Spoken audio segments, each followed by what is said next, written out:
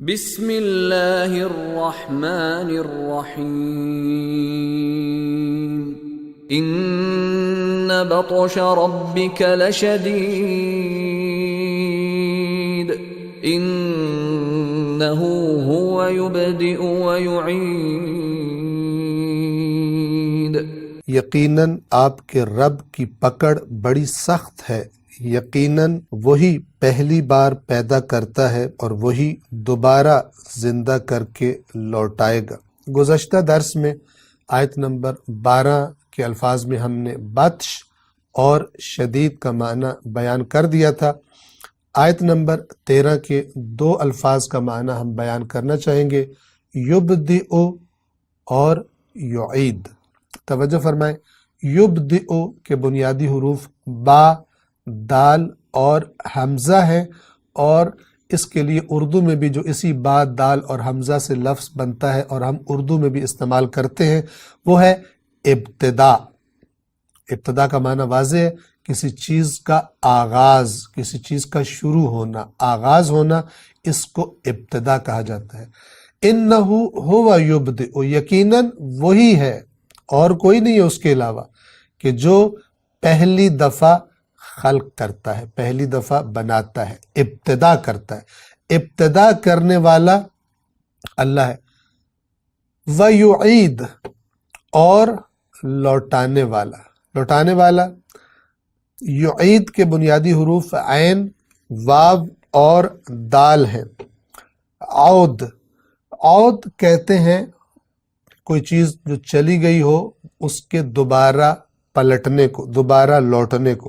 ایک دفعہ انجام دینے کے بعد دوسری دفعہ اسی طرح کا کام انجام دینا، اس کو بھی عود کہا جاتا ہے۔ وَيُعِيدُ، اور وہ دوبارہ کرے گا، دوبارہ پلٹائے گا۔ یعنی کیا مطلب کہ تم میں سے وہ لوگ جو سمجھتے ہیں کہ دوسری دفعہ زندہ نہیں کیے جائیں گے اور مرنے کے بعد ان کی زندگیاں ختم ہو جائیں گی، وہ عاقلانہ سوچ نہیں رکھتے۔ آپ توجہ فرمائیے، اللہ یہاں پہ فرما رہا ہے ابتدا کرنے والا بھی وہی ہے، اور جو پہلی دفعہ بنا رہا ہے تمہیں دوبارہ اسی طرح بنا دینے والا، زندہ کر کے لوٹانے والا، وہ بھی اللہ ہی کی ذات ہے۔ سورہ مبارکہ یاسین میں اللہ تبارک و تعالیٰ نے فرمایا وَضَرَبَ لَنَا مَثَلًا وَنَسِيَ خَلْقَهُ، ہمارے لیے انسان مثالیں دیتا ہے اور اپنی خلقت کو بھول گیا۔ ایک شخص آیا رسول اللہ صلی اللہ علیہ وآلہ وسلم کی خدمت میں اور قبرستان سے ایک پرانی بوسیدہ ہڈی اٹھا کے لے آیا، اور جہاں رسول اللہ تشریف فرما تھے اور بھی لوگ ظاہراً بیٹھے ہوئے تھے، وہاں پر اس نے اس ہڈی کو بکھیر دیا، یعنی گویا کہ وہ پاؤڈر کی شکل میں آ گئی، اس نے اس کو اس طرح کر دیا، اور پھر کہتا ہے کہ بھلا یہ ہڈی اسے کون دوبارہ زندہ کرے گا؟ تو اللہ نے فرمایا یہ ہمارے لیے ہماری قدرت کے بارے میں باتیں کرتا ہے، حالانکہ اور کیا کر رہا ہے؟ اپنی خلقت بھول گیا۔ توجہ کریں، قرآن مجید کا یہ بہت ہی یعنی اہم نقطہ ہے کہ انسان کو اس طرف سوچنے کی طرف خداوند عالم مائل فرماتا ہے۔ کہتا ہے یہ اس پر اعتراض نہ کرو کہ دوبارہ کیسے زندہ ہوگے، بلکہ اس کے پیچھے ریسرچ کرو، اس کا سراغ لگاؤ کہ پہلی دفعہ کیسے بنے ہو۔ جب تک تمہیں یقینی طور پہ یہ پتہ نہ چل جائے کہ تم پہلی دفعہ کیسے بنے ہو، حماقت ہے، بے وقوفی ہے کہ دوسری دفعہ بننے کا انکار کرو۔ کیوں؟ اس لیے کہ اگر تم اس نتیجے پہ پہنچ گئے کہ تمہیں پہلی دفعہ بنانے والی کوئی ہستی ہے، تو پھر تمہاری انسانوں کے درمیان پہلی دفعہ کام کرنا مشکل ہوتا ہے، دوسری دفعہ تو آسانی ہوتی ہے کام کرنے میں۔ تو اگر تمہیں پہلی دفعہ بنانے والا کوئی ہے تو اس کو ڈھونڈو۔ اس کائنات کی خلقت میں اس کی چیزوں کی وسعت، اس کی پیچیدگی، اس کا نظم، اس کی باریکیاں، اس کی عظیم ترین چیزیں اور اس کی چھوٹی ترین چیزیں جس کو آج انسان مثلاً مائکروسکوپ وغیرہ سے دیکھتا ہے، اس میں غور کرو۔ تو اگر تو ان کا کوئی خالق ہے تو پھر تمہیں دوسری دفعہ بنانا کوئی مسئلہ نہیں ہے۔ لہذا جو لوگ یہ کہتے ہیں کہ دوسری دفعہ ہم نے زندہ نہیں ہونا، وہ حماقت ہے۔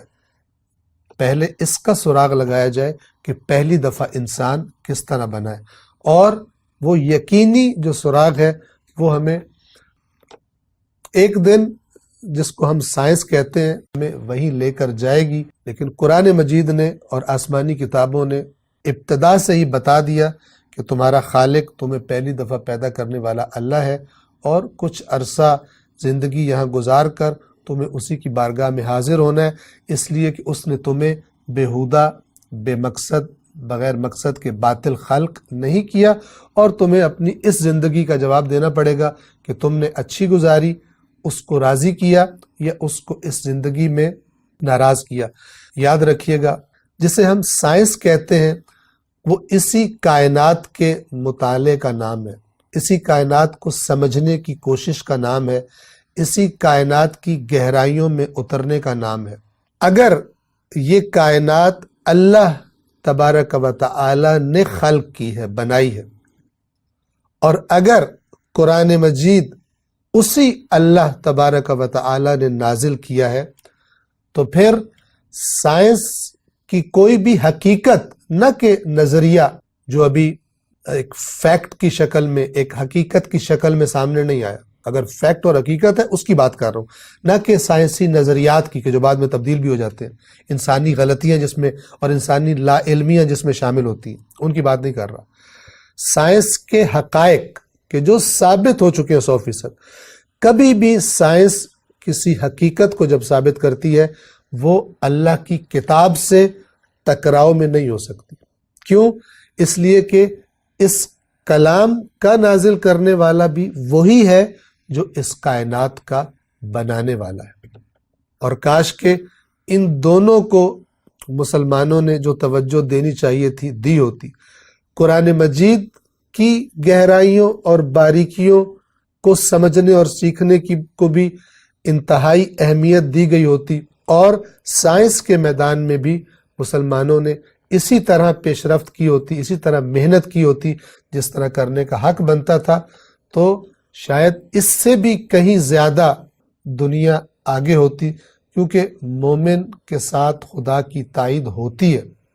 اگرچہ غیر مومن بھی اس راستے پر چلے جو کسی کام تک پہنچنے کا راستہ ہے تو وہ بھی نتیجہ پا لیتا ہے، خدا کا قانون تبدیل نہیں ہوتا، لیکن اگر مومن کرے تو خداوند عالم کی تائیدات اور اس کی توفیقات اور اس کی امداد بھی شامل ہو جاتی ہے، اور وہ کام بہت بہتر بھی اور بہت جلدی بھی ہو جاتا ہے۔ لیکن افسوس کہ نہ مسلمانوں نے قرآن کریم کو وہ اہمیت دی اور وہ درجہ دیا کہ جو دینا چاہیے تھا، اور نہ ہی مسلمانوں نے قرآن کی 20 آیات کہ جو اس کائنات میں غور و فکر کا عملی درس دیتی ہیں کہ اس کائنات کو سمجھو، اس کائنات کی گہرائیوں میں غور و فکر کرو، نہ ہی گویا کہ وہ سائنس کے میدان میں آگے نکلے، اور نتیجہ ہمارے سامنے ہے۔ خداوند عالم عبرت لینے کی توفیق ہم سب کو عطا فرمائے، خداوند عالم عبرت لینے کی ہم سب کو توفیق عطا فرمائے۔ السلام علیکم ورحمۃ اللہ وبرکاتہ۔